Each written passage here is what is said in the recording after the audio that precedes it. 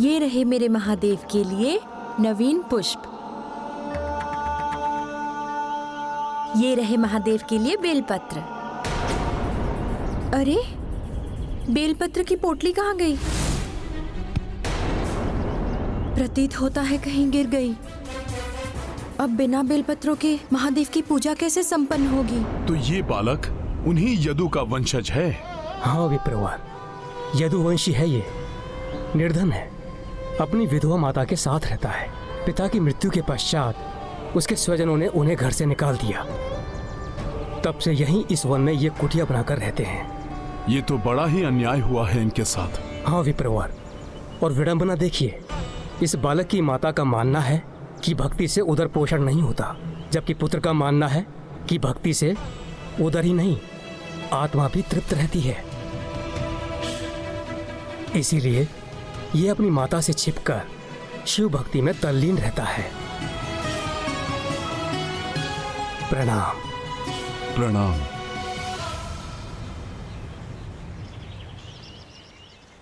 यदि इस बालक की भक्ति में इतनी निष्ठा है तो मुझे ये बेलपत्र उसे देने जाना ही होगा, अन्यथा उस नन्हे भक्त को पुनः बेलपत्र लाने के लिए श्रम करना होगा।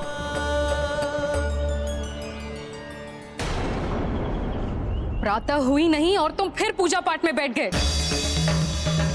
ऐसा प्रतीत होता है जैसे तुम्हारे जीवन में कोई और अन्य काम हो ही नहीं। बालक की माता कुपित है बालक की पूजा से। कितनी बार समझाया है तुम्हें, कितनी बार समझाया है? पूजा पाठ करने से उदर नहीं भरता, जीवन ऐसे नहीं चलता। तुम्हारे पिता की मृत्यु के पश्चात एकमात्र तुम ही मेरा सहारा हो, और तुम हो कि दिन रात्रि इस पूजा पाठ में व्यर्थ ही अपना समय नष्ट करते रहते हो। व्यर्थ नहीं है माँ, भगवान शिव जी की भक्ति कर रहा हूँ मैं। हमारे राजा चित्रसेन जी को भी देखिए ना, कितने बड़े शिव भक्त हैं। उन्हें देखकर ही तो मैं भक्ति के लिए प्रेरित हुआ हूँ। वो राजा है पुत्र, वो कुछ भी कर सकते हैं, तुम नहीं। तुम्हारी उम्र नहीं है भक्ति करने की, ये पूजा पाठ करने की। जैसे तैसे मेहनत करके मैं 2 समय की रोटी जुटा पाती हूँ।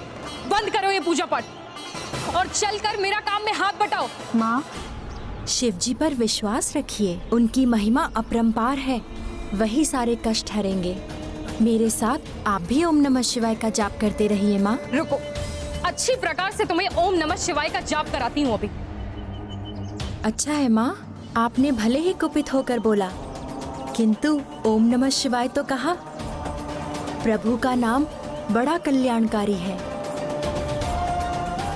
किसी भी दशा में बोलो, मेरे भोलेनाथ प्रसन्न हो जाते हैं। ओम नमः शिवाय बोल बोल कर मुझे सता रहे हो ना तुम? पाप लगेगा तुम्हें। नहीं माँ, पुण्य मिलेगा। आपने बार बार ओम नमः शिवाय बोला है। अब तो वे अवश्य किसी न किसी रूप में हमारे कष्ट हरने आएंगे। अद्भुत निष्ठा है इस बालक की प्रभु महादेव के प्रति। ओम नमः शिवाय बोलने से उदर की भूख शांत नहीं होती। बंद करो ये पूजा पाठ। रुक,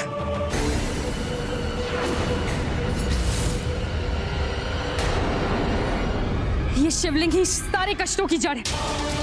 ना ये यहाँ रहेगा, ना ही तेरा ध्यान भटकेगा। नहीं माँ, ऐसा मत कीजिए माँ, मेरे प्रभु को मुझसे विलग मत कीजिए माँ, उनकी भक्ति ही मेरा जीवन है। नहीं, आज मैं इस शिवलिंग को कुएं में डाल दूंगी, जिससे तुम पुनः इसे दोबारा निकाल ना सको। नहीं माँ, ऐसा मत कीजिए माँ, इन्हें वापस रख दीजिए माँ। हट जा मेरे रास्ते से। नहीं माँ, इन्हें वापस रख दीजिए माँ। नहीं नहीं महादेव, भगवान शिव जी, आप। मुझे विश्वास था कि मेरे महादेव किसी न किसी रूप में अवश्य आएंगे। अपने इस नन्हे भक्त की भक्ति को नहीं मिटने देंगे, है ना प्रभु? नहीं पुत्र, मैं भगवान शिव नहीं हूँ। हाँ, उनका एक छोटा शिवात्मज अंश अवश्य हूँ, जैसे संसार के समस्त जीव उन्हीं के अंश हैं। किंतु आपको अवश्य मेरे प्रभु ने भेजा होगा मेरे लिए, तभी तो आपने मेरे प्रभु को मुझसे दूर नहीं जाने दिया। माता, जिन महादेव की पूजा से मनुष्य इस संसार के बंधन रूपी कुएं से बाहर निकल आते हैं, आप उन्हें ही कुएं में डालने जा रही थी। ये ज्ञान की बातें रहने दीजिए साधु महाराज।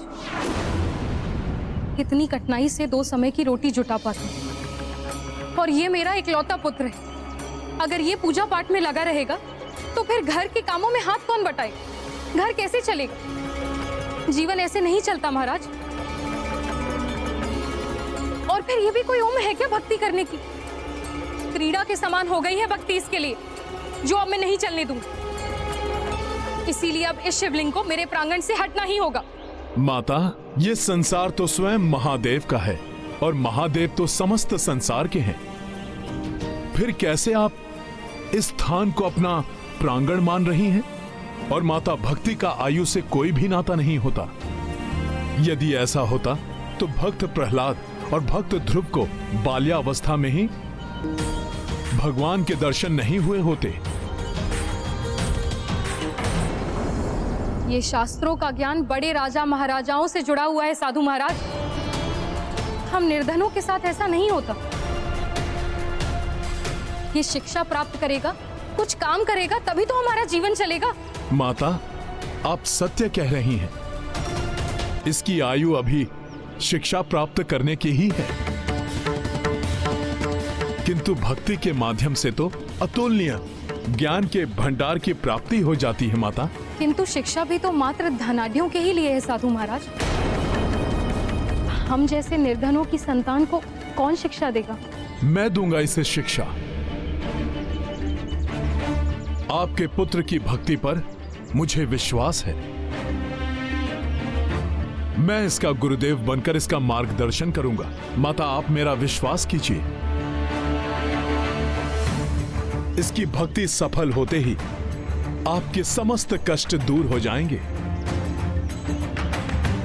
माता, पिता ही अपने पुत्र को उचित मार्ग पर चलने का निर्देश देते हैं, किंतु भाग्य से आपके पुत्र ने स्वतः ही सर्वोचित भक्ति के मार्ग को चुना है।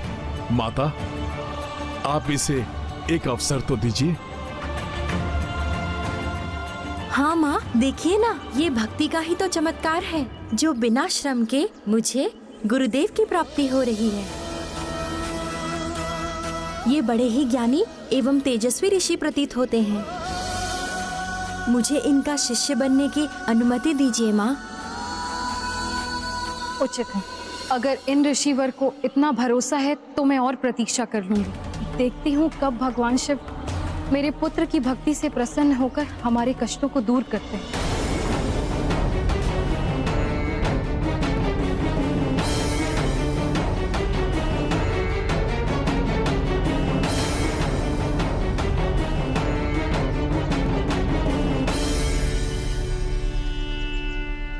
गुरुदेव, आपने मेरे प्रभु को मुझसे दूर होने से बचा लिया। आप मेरे लिए भगवान बनकर आए हैं। मुझे आप अपनी शरण में ले लीजिए गुरुदेव। पुत्र, क्या नाम है तुम्हारा? ऋषिवर, मेरा कोई नाम नहीं है। जिसे जो मन में आता है मुझे उसी नाम से बुलाने लगता है। अब कदाचित आपके सानिध्य से मेरा जीवन परिवर्तित होने वाला है, अतः आप ही मुझे कोई नाम प्रदान कर दीजिए। तुम्हारे श्रीमुख पर शंकर जी की भक्ति का तेज झलकता है, इसीलिए तुम्हारे लिए मेरे मन में एक ही नाम आ रहा है, श्रीकर। श्रीकर? गुरुदेव, अपने इस तुच्छ शिष्य श्रीकर के हृदय से अज्ञान रूपी अंधकार को मिटाकर भक्ति एवं ज्ञान के तेज से आलोकित कर दीजिए।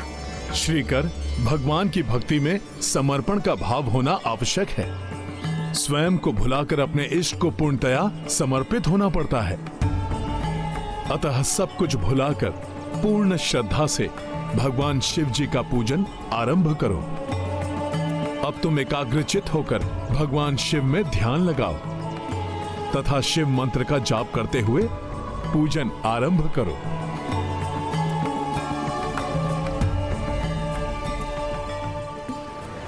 ओम नमः शिवाय, ओम नमः शिवाय, ओम नमः शिवाय। अंजनी सुत श्रीकर निर्देशा किए शिव पूजन शिव अभिषेका, सुवासित चंदन लेप लगाए, बेल पत्र अरु सुमन चढ़ाए। बहुत अच्छे श्रीकर, अब तुम शीघ्र ही भक्ति की पराकाष्ठा को स्पर्श कर लोगे। ओम नमः शिवाय। ओम नमः शिवाय।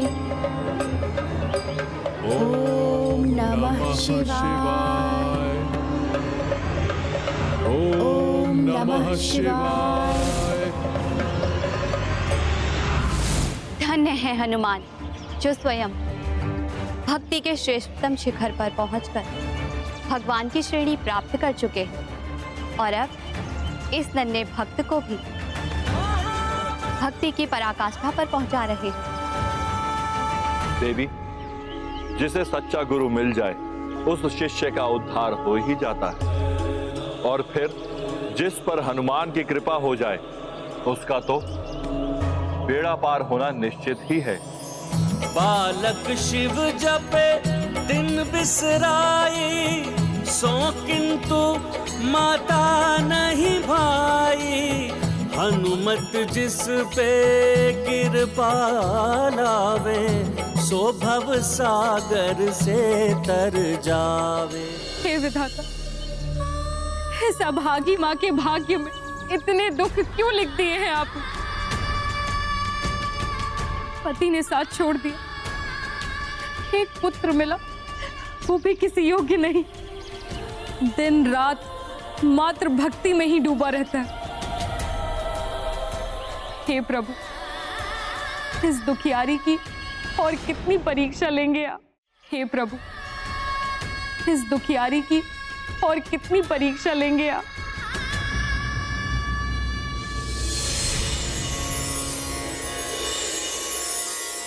ये सब क्या हो रहा है? स्वर्ण जड़ित पात्र और धन धान्य के भंडार कैसे हो रहा है? ओम नमः शिवाय। ओम नमः शिवाय। ओम नमः शिवाय। ये सब कैसे हो गया? क्या हो रहा है? ये मेरे पुत्र की भक्ति का चमत्कार है या फिर मेरे मन की कल्पना? कहीं मैं बावली तो नहीं हो गई? मेरी टूटी फूटी कुटिया भी स्वर्ण भवन बन गई। नमः शिवाय। ये मेरे पुत्र की भक्ति का चमत्कार ही है। नमः शिवाय। नमः शिवाय।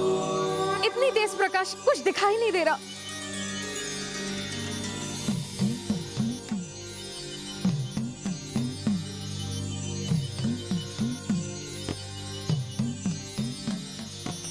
उठो पुत्र श्रीकर।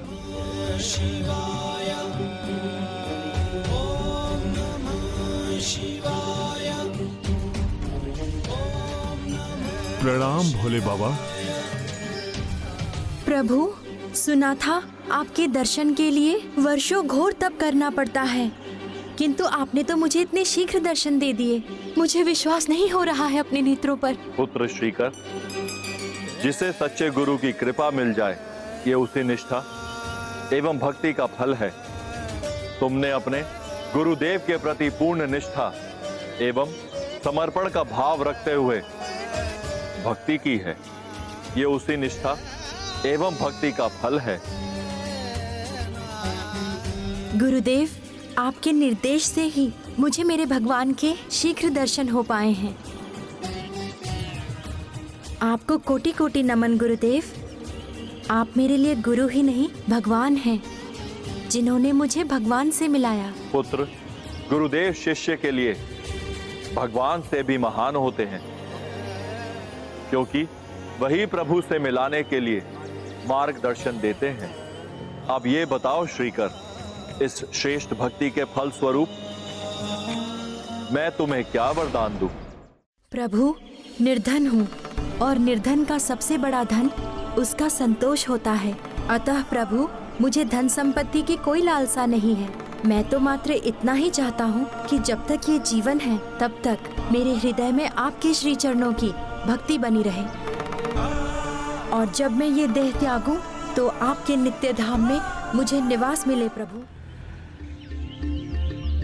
ये तुम्हारी निश्चल भक्ति का फल है पुत्र। अब तुम्हारे इच्छित वर के अनुसार मैं तुम्हें भगवान शिव के नित्य धाम में निवास का अधिकारी बनाने के लिए तुम्हारा मार्गदर्शन करूंगा। आपकी बड़ी कृपा होगी गुरुदेव।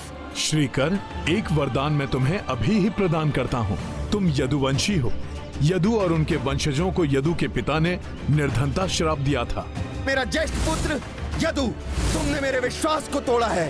तुम्हारा वंश सदैव पतन की ओर अग्रसर रहेगा, सदैव निर्धनता और पतन के अंधकार में घिरे रहेंगे। किंतु तुम्हारी श्रेष्ठ भक्ति ने उस श्राप का शमन कर दिया है।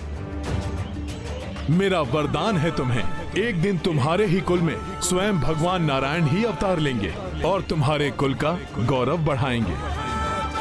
हे प्रभु हनुमान, हे महादेव, आप दोनों की दया दृष्टि सदैव इस तुच्छ भक्त पर बनी रहे।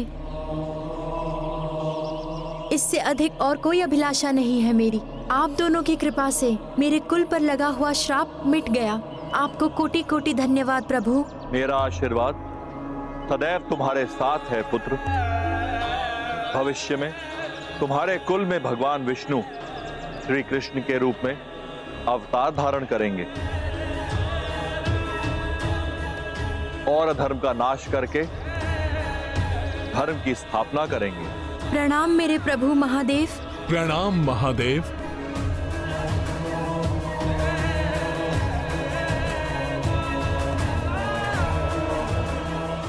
कल्याण हो श्रीकर, कल्याण मस्तु हनुमान।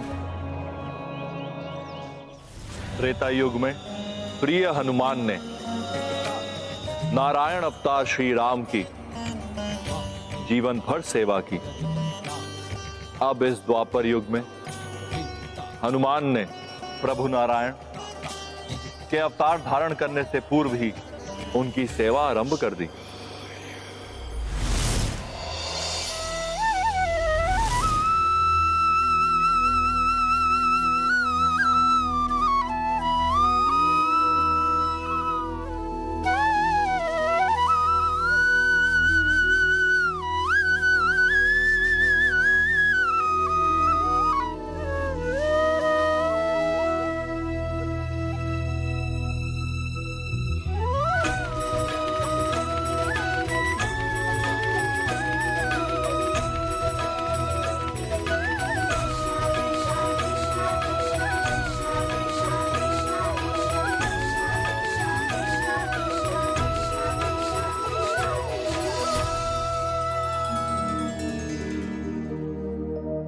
ये गाथा है धर्म के सम्मान की, सब सुधि जन देखे लीला श्री हनुमान की। सच्चा गुरु एवं शिक्षक वही होता है जो अपने शिष्य को अंधकार से निकालकर प्रकाश की ओर ले जाता है।